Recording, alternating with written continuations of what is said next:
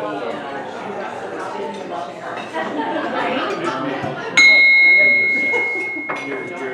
morning, half of you. Good morning, half. Good morning. Good morning, all of you.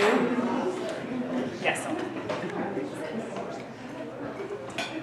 So they're still getting breakfast, but I wanted to celebrate the interactors. They've been meeting pretty regularly on Sundays to sort coats, and we'll meet them when they're done gathering breakfast. Maggie wanted to give an update on her. Oh, crap. Oh. If you don't take pictures at the event, I have to find an old one. That was a fun one. Yeah, anyway, oh, that's so funny. Okay, so we've raised, and I say we because most of you are the folks that supported my fundraiser for Arcata House Partnership. We have now raised $900. And somebody also made a donation to Food for People, but I don't know how much because, you know, they don't tell me that. So thank you, everybody, for doing that. And yeah, $900. So if anyone feels like they want to donate a little more, we can hit 1,000. Okay, thank you.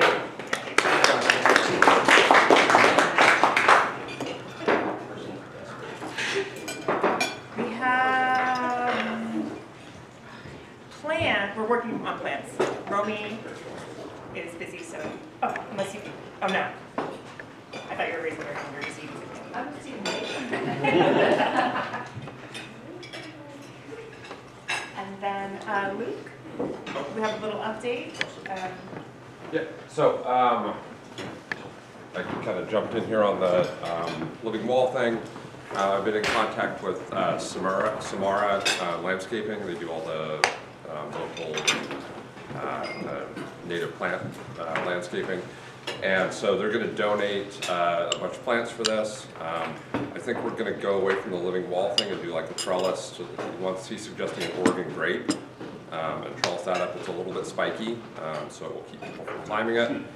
And so we'll sort out how to do that as far as getting. I'm going to talk with Karen today, hopefully, and see about what the city's okay with us doing and whatnot. So it's in the process, and we'll move forward here as soon as we know more. I guess. Yeah. Good choice. Yeah. It's so amazing to ask for help, and then like I think by the afternoon you had an answer.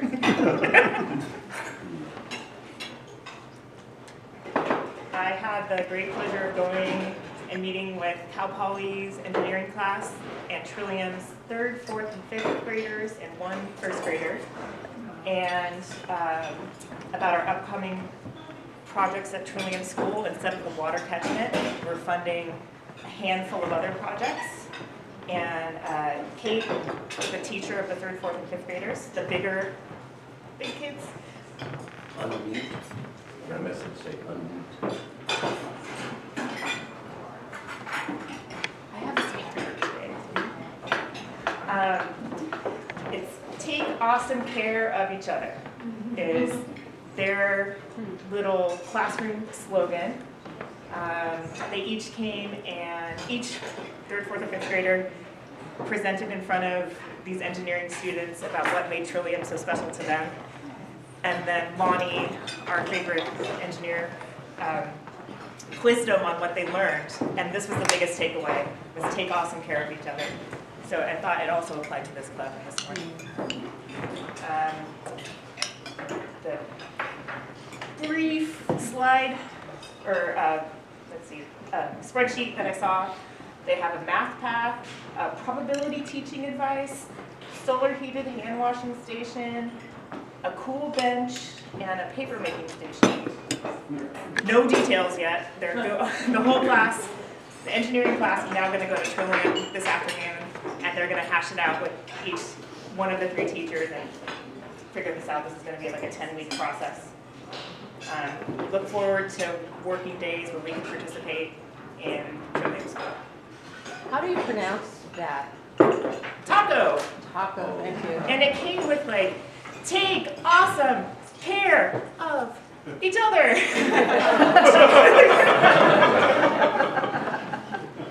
Been Melissa, which is how I remember it.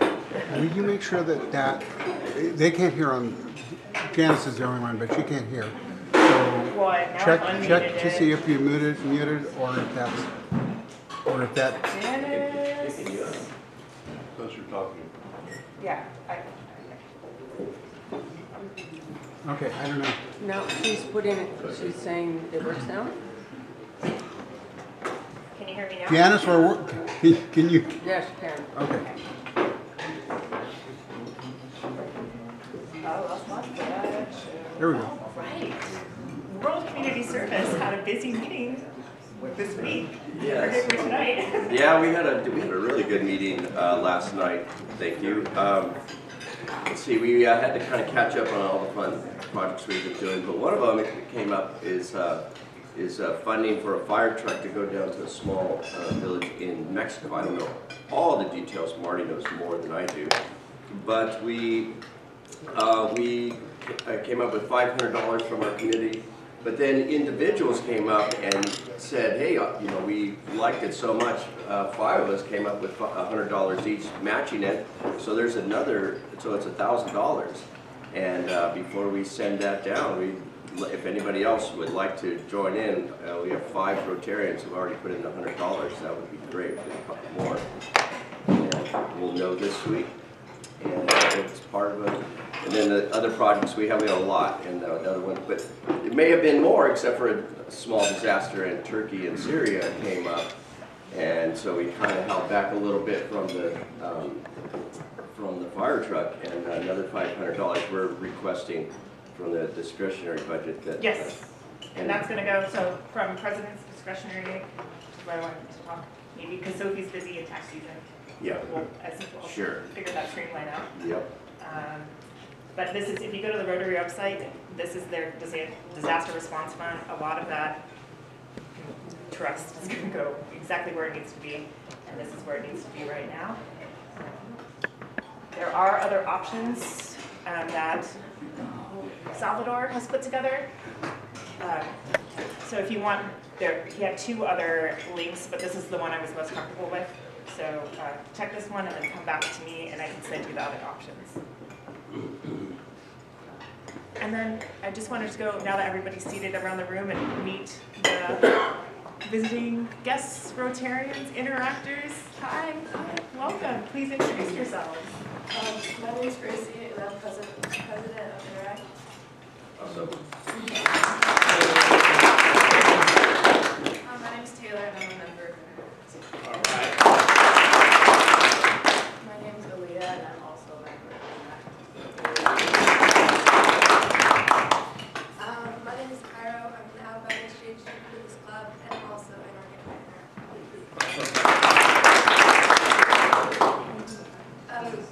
I'm Amira, and I'm also a member of Interact. Thank you for joining us. Charlie, you're doing the same thing. Do you guys know when the next bathroom painting is? That's on, that's on pause. Oh, They're gonna do some remodeling. I got a text last night. Okay. I'll keep you guys updated, but I'm excited. We're gonna start painting the bathroom since the weather's starting to change again. Okay. Cairo.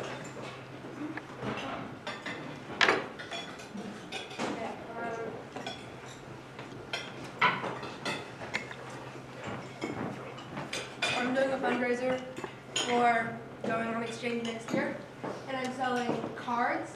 So you can buy an individual card for $5 or 4 for $15.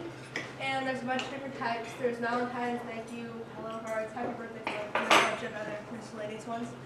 And they're over there for, should I do it right now or after? Let's do it afterwards, or? Can we just pass them around as a meeting? Okay. Did you make these? What's the story? My grandma makes cards, and she was like, oh my gosh, I'll send you a bunch so you can sell it. So she sent me a bunch of cards. Okay, Mom. An important part of the story. So, there's also, I don't know. All sorts of backgrounds. Okay.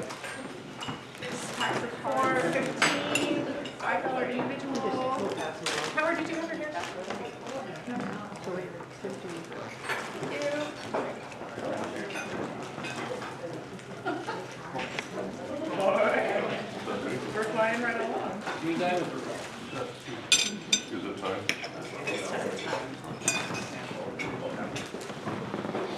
You may know President-elect John, but in his morning. other hats. Good morning, I'm John from the Northern California Community Blood Bank, and of today's program. So, I want to tell you a little bit about what's going on in the world of blood banking. I want to do kind of a big picture for folks who aren't familiar with the blood bank, and then talk about some very specific local things.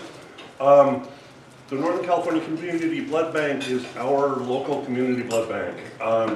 We are incorporated in Eureka, California, have a volunteer board of directors, about 50 employees, and like any other nonprofit and any other business, we have expenses we need to meet. We are not a government agency, part of a hospital system. We're an independent nonprofit organization. Our mission is to serve the patients and hospitals of Humboldt and Delaware counties. We have 50 employees and a $5 million a year budget.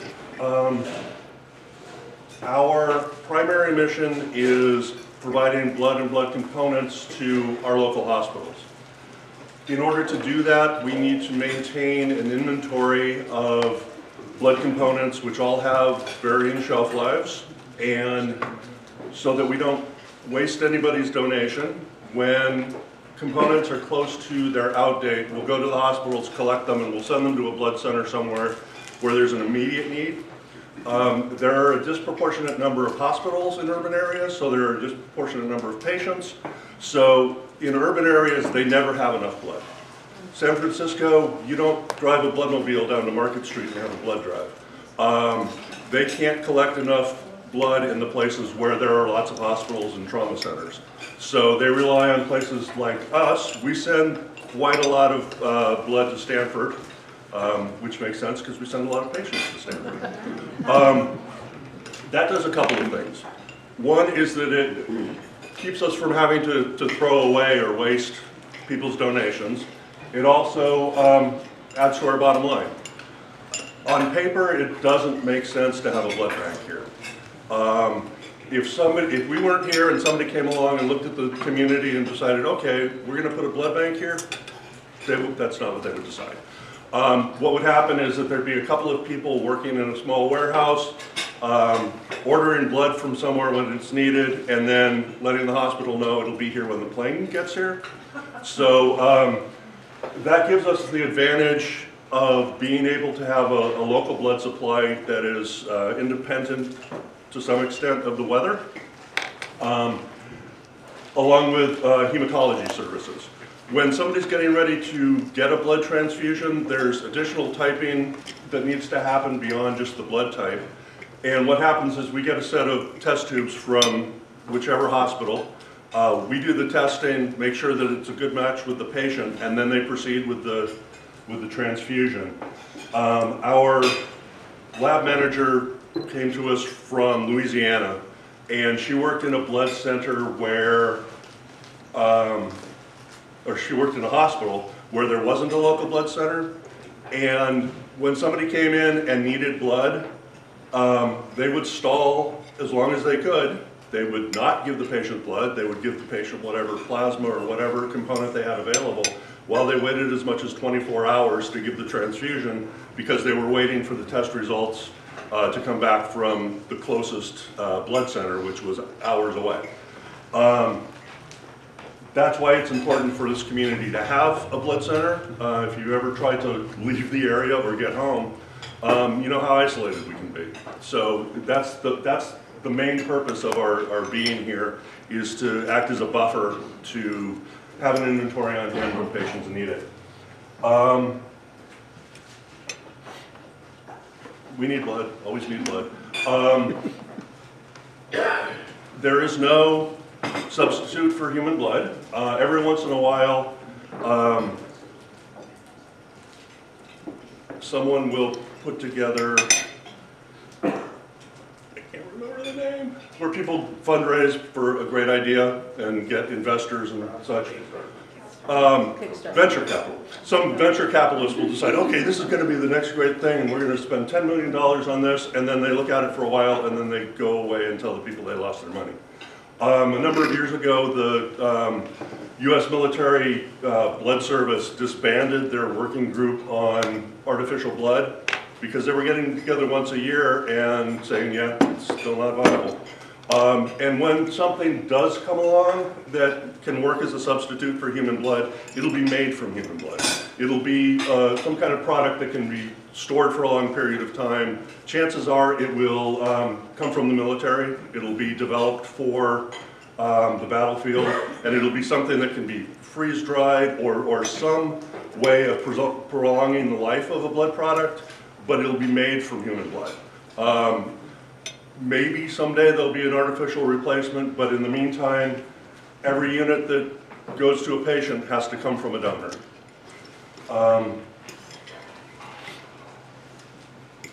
Something fairly exciting, I think it's pretty awesome.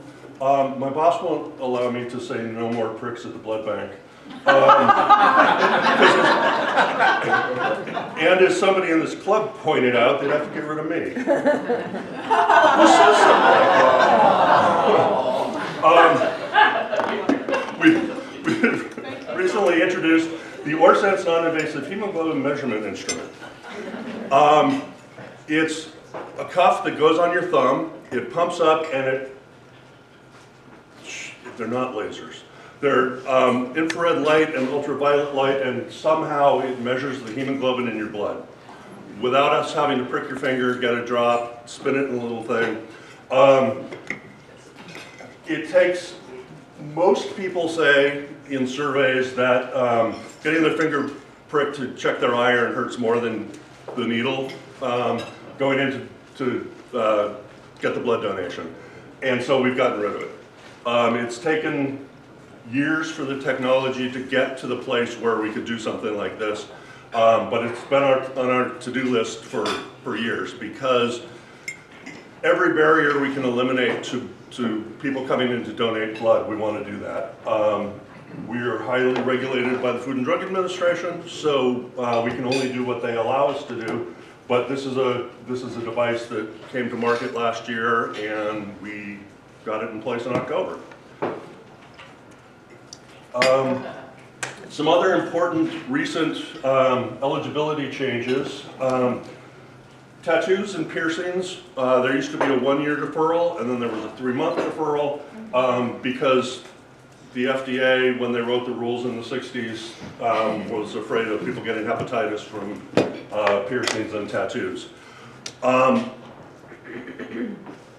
of an interesting story about tattoos is that we would have been able to take donations from people who'd gotten tattoos recently if tattoo parlors were licensed. The state of California in the 70s passed a rule that said tattoo parlors will be licensed. They didn't say who was going to do it, they didn't provide money to do it. A couple of years ago, the California Association of Health Departments, the county health departments from around the state, said, let's do this. They're already going out and looking at food establishments. The tattoo facilities wanted to be licensed because they knew that there were people who weren't getting tattoos because they were afraid they might catch something. So they knew they'd have more access to people getting tattoos if they were licensed. And once they became licensed, we were allowed to shorten that interval after a donation. And because tattoo facilities are required to use single-use products and they meet all of the safety requirements that make sense, there is no fear of getting hepatitis from a piercing or a tattoo if it's done in a licensed facility. If you do your own tattoo, you have to wait a year. Well, you're probably in prison anyway. I haven't done that since prison, so, That's a different question. yeah. Malaria, you used to have to wait a year after traveling to a malaria area to donate blood. It's now down to 3 months, because if you have malaria, you'll know it in 3 months. The reason that malaria is a question and not a test is that when we test your blood for diseases, the lab doesn't look for a virus. It looks for the antibodies your body creates to fight the virus, because there's a finite amount of virus in your body, but the antibodies to fight it are everywhere. So we can take a small sample, they can test that. If the antibodies are there, the virus is there. Malaria is not a virus, it's a parasite. So there isn't a viable test to see if you have malaria, other than, do you feel awful? Mad cow disease. Until very recently, if you had spent time in Europe during certain years, been on US military bases in Europe, during the mad cow disease outbreak, bovine spongiform encephalopathy, but mad cows shorter. The FDA finally decided mad cow disease doesn't come from a virus either. It comes from something called a prion, which your body doesn't create antibodies to. So again, there's no test for it.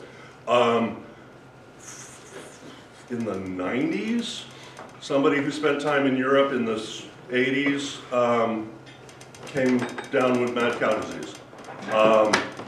In the 2000s, in the 2010s, there were individual cases of people who hadn't spent any time in the UK since the 80s, and all of a sudden they had mad cow disease.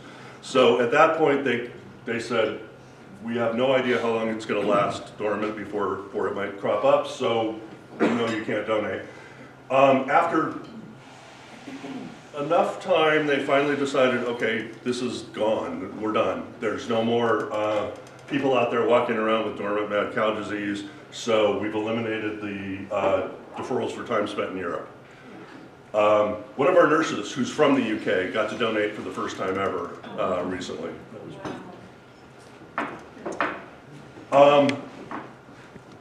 Something new and something on the way. Effective last Monday, donors now have the option to choose male, female, non-binary, or decline to state on the questionnaire. We want to do everything we can to be as equitable and welcoming as we can. There's no reason other than what, when they study it, they call warm glow, that makes people want to donate blood. Why wouldn't you just drop the question altogether then? But so, I mean, it's pretty much inclusive. Why not just say, well, we don't care where you come from, just pick your blood? It's an excellent question. There's something called transfusion-related acute lung injury that can be transmitted from women who've had multiple pregnancies.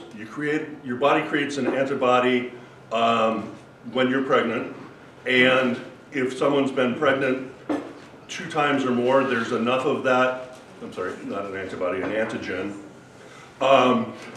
that can cause a reaction in a patient. So we still have, we don't draw plasma, which is where this antigen lives. We don't draw plasma from female donors. So there is a reason for that distinction. What's coming soon is we're getting rid of the male sex male question.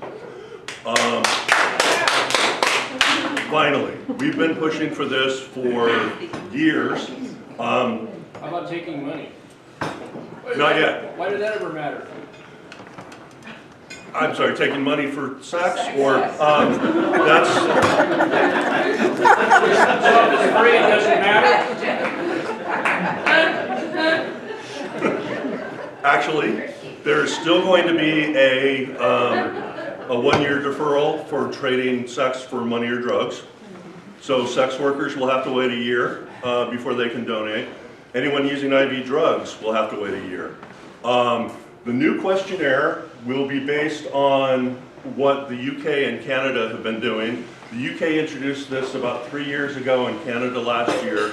So now they have post-implementation data that shows there's no decrease in the safety of the blood supply after changing to this type of questionnaire.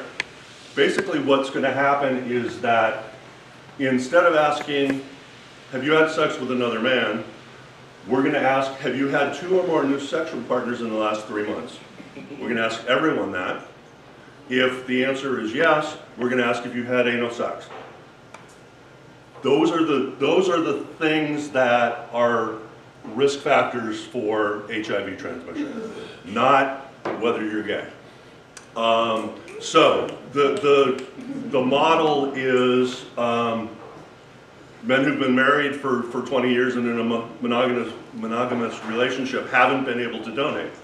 Under this questionnaire, they will be. It's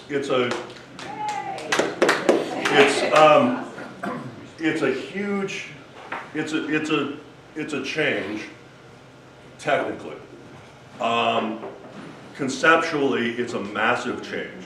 It's the FDA's mandate has been to not allow anything to make the blood supply less safe, no matter how far to the right of the decimal the number is in the studies. This indicates that they're willing to look at things from a different perspective. The assumption has always been there are plenty more blood donors out there, just go get the other ones. It's not fair and equitable, and it's also not a real solution. Dumping it all on the donor recruitment department and saying go get more people isn't going to solve the problem. It hasn't for the last 15 years, and in the last 6 years, our ability to recruit blood donors has dropped severely. We lost a lot of people during COVID, some of whom have come back. But even before COVID, we were, nationally 3% of the population donates. In 2022, 3.6% of the population of Humboldt and Delaware counties donated. So we're better than the national average, right? That means there are another 6.5% of the population, or 10,000 people in Humboldt County that don't donate. Those are the people we need. One of our biggest issues currently is specific blood types. We're collecting enough blood, but we're not collecting the right kind of blood.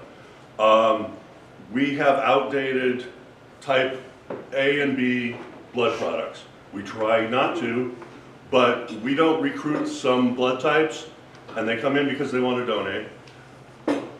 There isn't need for that many of that type blood product. When you arrive at the hospital, you get type O negative blood. You can have a tattoo that says I'm A positive. You can have a first alert bracelet. You can be conscious and say I'm type A negative. They're going to give you O negative until they test you to confirm what your blood type is. Type O negative is 6% of the population, which means that 6% of the population is giving every trauma unit plus the 6% of the patients who are actually that blood type. O negative can go to any blood type, so we need more of it. Type O positive, there are now situations where they'll transfuse O positive if the person's lost enough blood. So O positive and O negative are the types that we need about twice as often as they appear in the population. So the last time I did the numbers, we distributed 13% of what we distributed to hospitals was type O, or O negative. Again, it's 6% of the population. So those people we're trying to get in twice as often as everybody else. We need to find those people because the people who are donating who are O negative have their own parking space. They get their mail at the blood bank. We call them all the time. And we need to find folks who are that type who can donate once or twice a year, and that would solve the issue. We tend to do very well with the people that we are in contact with. The people who donate a lot. What we need from the community is to spread the word. Let people that you know that don't donate know that they're needed. One of the incentives that we worked on recently was January was National Blood Donor Month. January was proclaimed National Blood Donor Month back in the 70s because January is a horribly difficult month for blood banks. December used to be really bad, really difficult for us. I think we hammered on people the gift of life and give for the holidays so much that we do okay in December.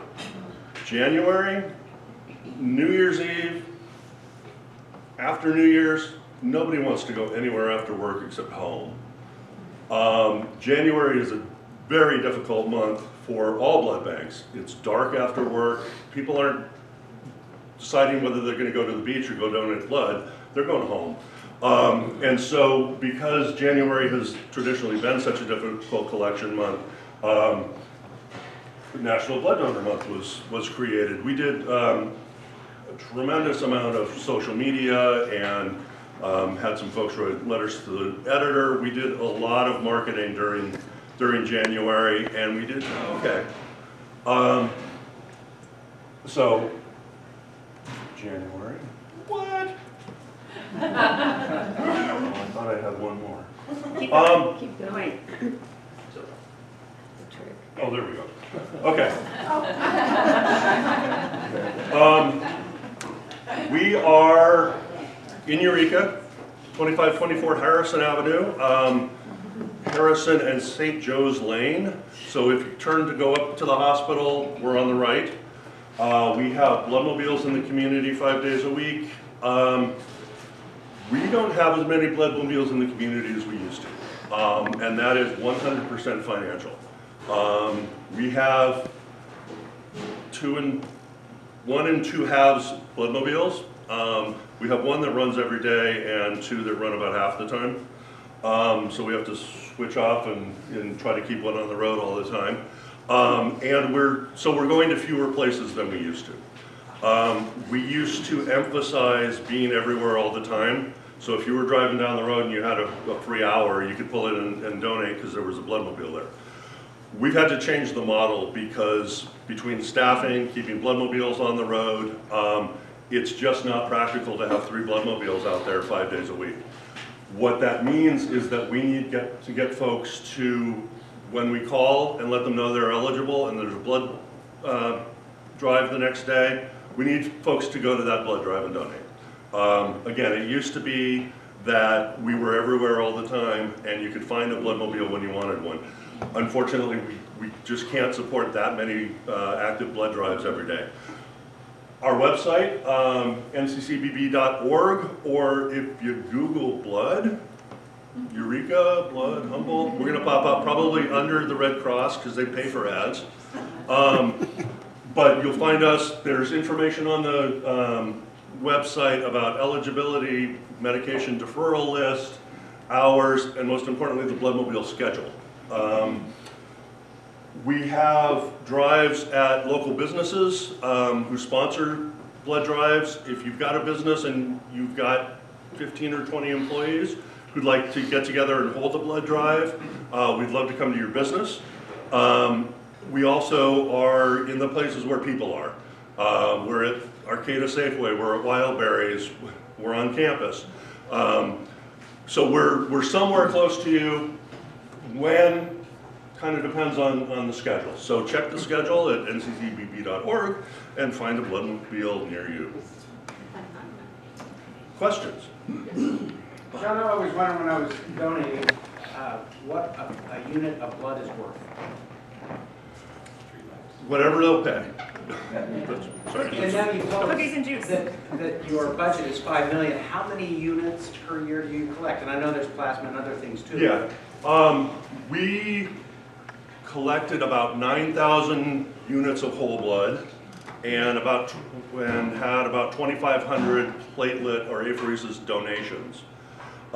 Each of those can be divided into 2 to 4 different components. Your blood's comprised of platelets, plasma, and red cells. The most in demand, the most in need, cancer patients, they're finding new uses for platelets all the time. Craig comes in and donates platelets. He's in the chair for an hour and a half. No, I always did 2 units of platelets, it was like an hour and 15 minutes, and now because that's pretty arduous as I get older, now I do 1 of platelets and 1 of plasma. So I still do 2, but it's just not, and that cuts it to 50 minutes. Okay. And which is not, that's enough time to take a short snooze. I started donating platelets when I was home with my 3 kids, and I told my wife they needed the blood bank.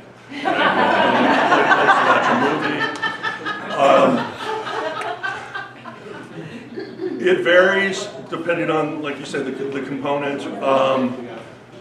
A unit of red cells, we get about $100. The bill from the hospital is going to be more than that. I guarantee it's going to be a lot more than that. So if you're in a hospital and you get a bill and it says blood, $1,500, that's not what we got paid.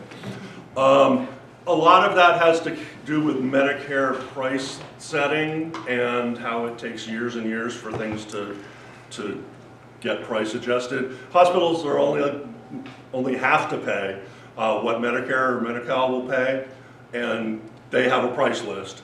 So when we have to add a new test at $15 a piece, we don't get additional money. So that's one of our financial difficulties, is the margin is getting thinner and thinner all the time. You don't have funding from anybody else? No. We, when we bought a new bloodmobile a couple of years ago, we did some fundraising. That was the first time. Our budget is entirely based on the sale of products and services. That may be changing, because if prices don't get adjusted to where they're covering our costs, we're going to have to do something different. A lot of blood centers have foundations who do fundraising and raise money to keep the doors open.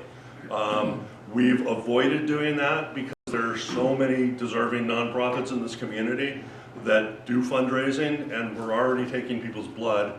We've tried not to ask them also for money, but we're hoping it won't come to that, but that all depends on bureaucracy and medical health care issues. So, Craig. In the blood game, they talk about pints and they talk about units. When I look at that little bag there, I mean, I drink beer and I give blood. And when I look at that bag, that doesn't look like a full pint, like I get down at Ray's in McKinley.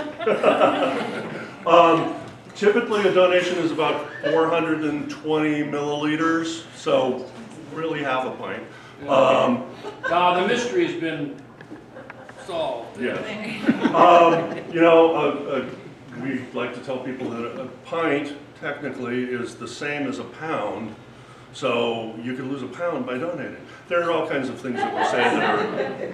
I tell my boss that in marketing it only has to be 80% true. Stretch a little bit. Ian. For the interactors in the room, is there a lower age limit to donate? 17 or 16 with parental consent. When we come to the high schools, we send a stack of parental consents to the blood drive organizers, and as they're getting sign-ups, they'll hand out the parental consents. They are a page and a half long of all of the possible things that might possibly go wrong during a blood donation. You're going to get lightheaded, you might get a bruise, and we need to be sure that parents know all of those things before their child donates. There's no upper age limit. As long as you're able to get to the blood bank or the bloodmobile, comprehend the questions, and you're not on a number of medications. We've got donors in their 80s who donate regularly. So this is a terrible question, but how do you know what your blood type is? I mean, I get a Kent panel every year. I've got a birth certificate. If you come to the blood bank, if you donate within the following couple of weeks, we'll send you a donor card. It has your blood type. It has a barcode on it that makes registration a little bit quicker. We can't do blood types alone, but if you come in and donate, we'll get you your blood type. John? I haven't donated in a long time because I was on several medications that prohibited it, but You said, if I understood you correctly, the website, I can go on the website and check my medications and see if I'm prohibited. Yes. Yeah, there are a couple of things about medications and deferrals. Every once in a very long while, the FDA will take something off that list. It's very rare that they'll take something off. One of the dilemmas we've got is when people take a medication that defers them, they get deferred in our computer system for an arbitrary length of time, and then we call them back and say, are you still on this medication? Are you still on this medication? Because there's no way for us to know when somebody stops taking it and becomes eligible again. Some of the medications defer you forever because they fundamentally change how you manufacture platelets. If you've heard somebody can't donate because they're on a certain medication for something, that doesn't necessarily mean if you have the same issue and take a medication for it that you would be deferred as well. It depends on how the medication works. There are different functions of medications that are used for the same thing. So if you have high blood pressure, there's a high blood pressure medication on the deferral list, but the one I take isn't on the list. So just because you hear somebody say they can't donate because they have high cholesterol, that doesn't mean that if you also do and take a medication that you would definitely be deferred. So yeah, checking the medication list is a great idea. Is there any change to minimum iron level? No. Hemoglobin is by far our biggest deferral. We defer more people. We defer 15% of the people who walk in the door because they don't have high enough iron. High enough iron is an average. You have to have 51% as much iron as everybody else because there has to be a number. You can have not enough iron to pass our test and be absolutely healthy because normal for you is low. Other people can have extremely high and be anemic on a certain day and still pass because normal for them is very high.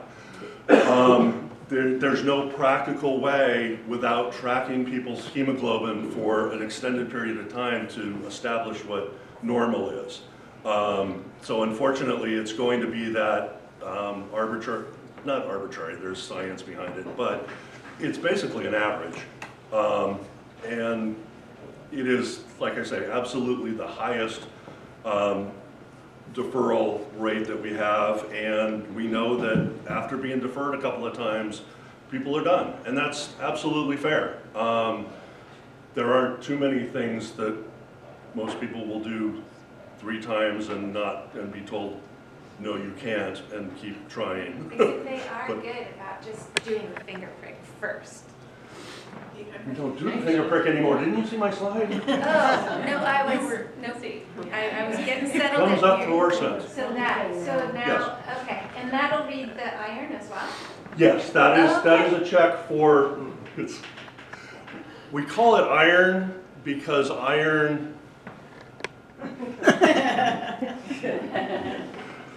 We'll move the gratitude to next week. we don't, I'm very grateful for everyone.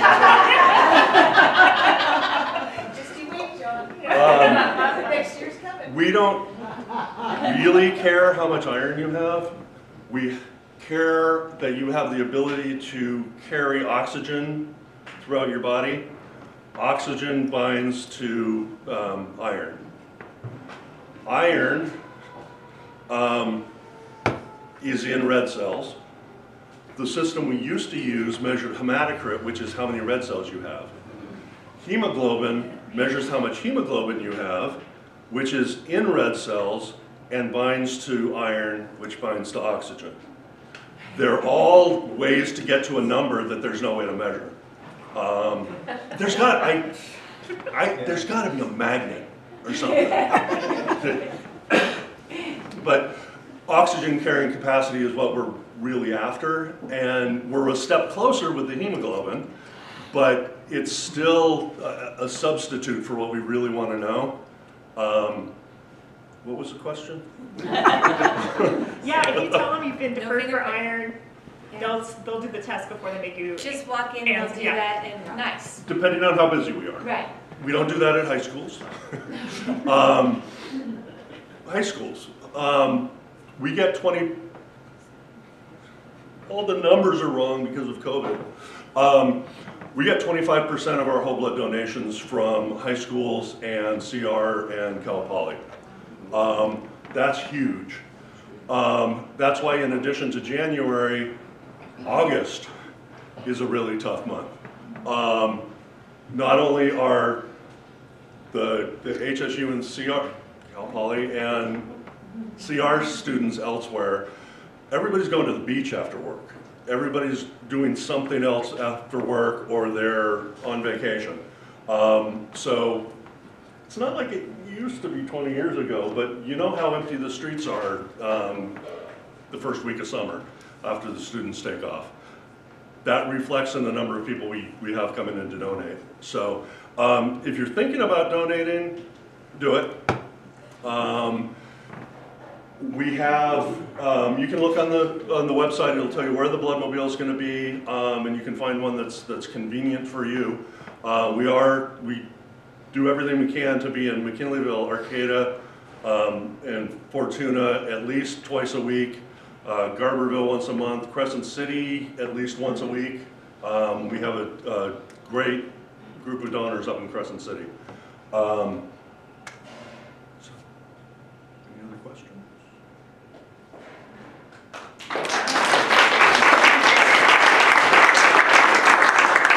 Thank you. Don't worry, I'll find it. It's literally the easiest thing you can do to be a good citizen, other than voting. Just pound a bottle of water and go donate blood. You know what? It's the same people. People who donate blood vote and they volunteer. Yeah. But the third thing is Science says Rotary, they're the so I best think people in the world. And voting is harder. You have to- well, that costs money and stuff. Yeah, you can't mail in blood yet. We're working on it. Working on it.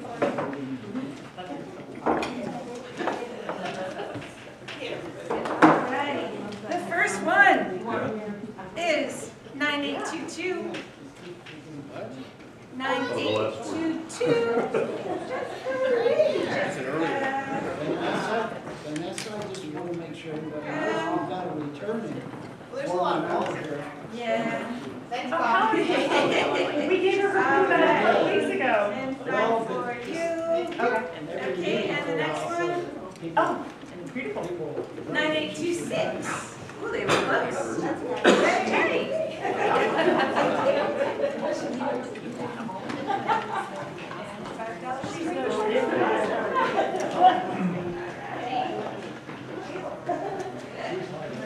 Shannon, for those of you in the room that don't know Shannon, please introduce yourself again. Oh yeah, I'm back. Everyone remembers that I'm back, so I'm back. You're welcome, bud. And then how are reservations for our charter night celebration going? Charter afternoon? I'm only seeing regrets.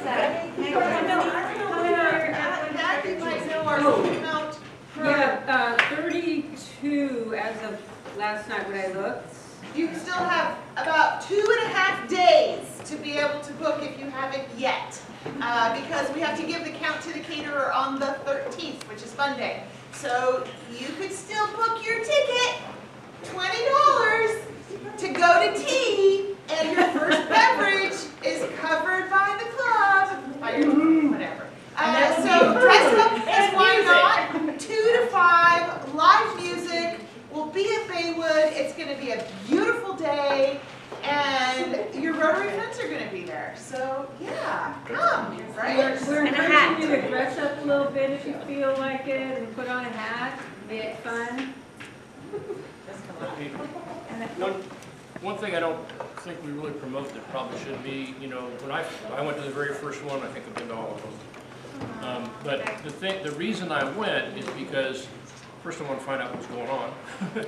The second is I realized that the president, we haven't really explained kind of the purpose and charter, and besides having sort of a party, it's also a chance for the president to recognize people that have helped them throughout their year and been committee chairs and taken responsibilities on like fundraising committees and things like that. So by going there, you know, showing your face, you're showing your support for your president who's working really hard, and you're also showing support for those people in our club that are kind of movers and shakers that let us do, I mean, basically cause us to do what we do. So that's the reason that I go. I don't go for the party, I don't go for the other stuff. And Janice says she has to come because she loves to see her Rotary friends, so she'll be there too. Yay! I get no other reason than to see Janice. That's Shoshana, do you have, does the chamber or Main Street? The Chamber's Business Leadership Awards Dinner is on the February 18th, and I think they're accepting items for the silent auction until the end of this week. So today, call the Chamber of Commerce if you'd like to put anything into the silent auction or the live auction. I think one of the live auction items will be Jean Joyce is going to let somebody who bids really high cut off his ponytail. I've heard a rumor. I think that's he was saying that, so that might be time. He's going to be the auctioneer. It's going to be pretty fun. There's going to be a lot of greatness happening at the Arcata Community Center for that. And then Arcata Main Street's working on the second Arcata Downtown Ball, which was a lot of fun last year. And it was like somebody shave off his mustache. So there's room for with the Downtown Ball. Be at Arcata Theater Lounge again on March 10th, so there's a lot of fun things happening, celebrating the organizations and businesses and things happening in Arcata. So 2 fun events put on by local business-focused organizations in Arcata. Will Jean have that cut off right there on the spot? I think it's the idea is like a spectacle there. And you Wow. spectacle. So, and he's going to be the auctioneer. It's going to be really fun. So that, so they're accepting more things. So if you have something cool like that for the live auction. One eyebrow. AJ, final Friday.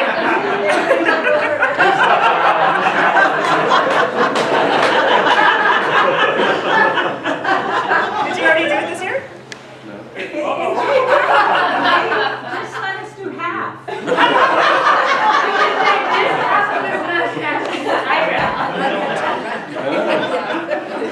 got you, buddy. Do you want to talk about Backpack for Kids briefly? How are sign-ups going?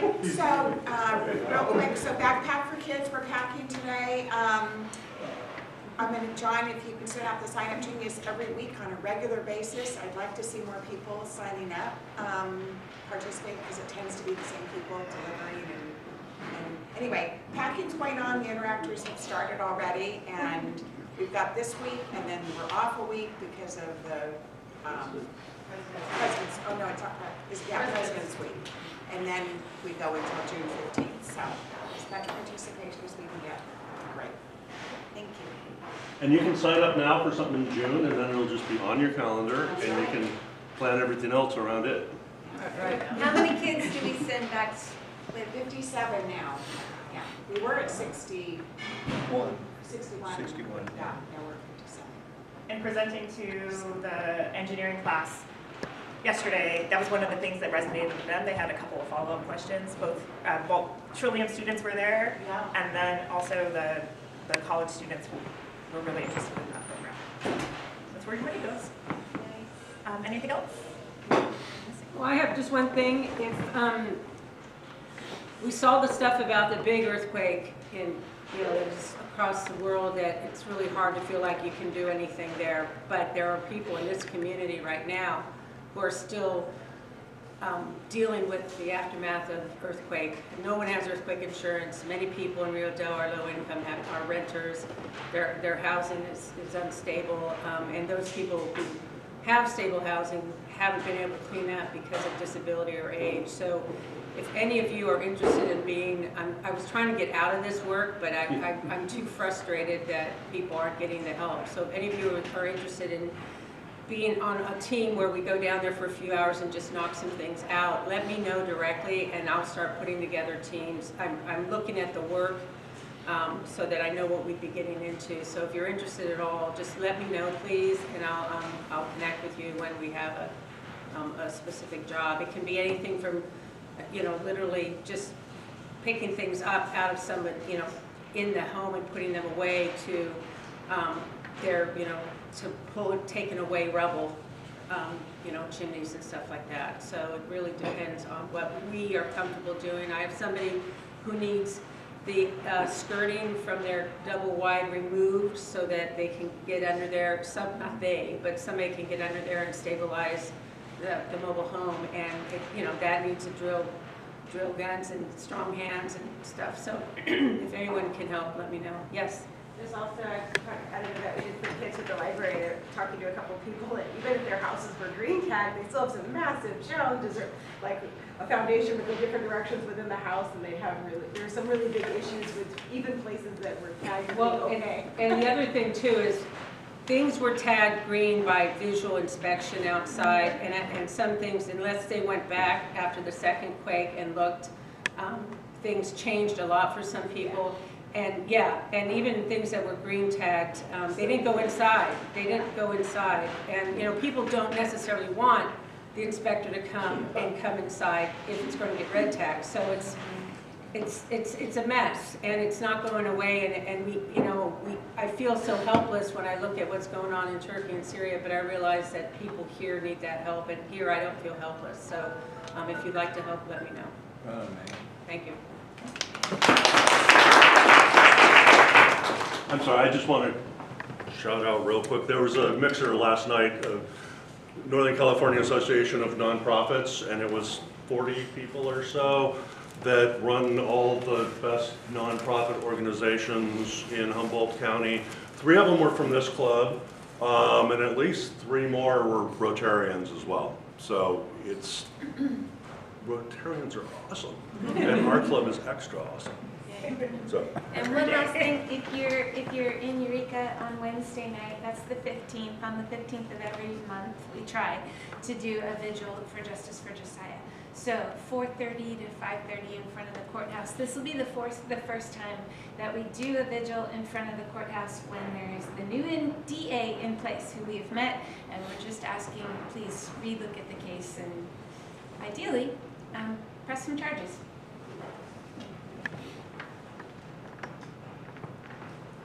All right. All right. Go do good things.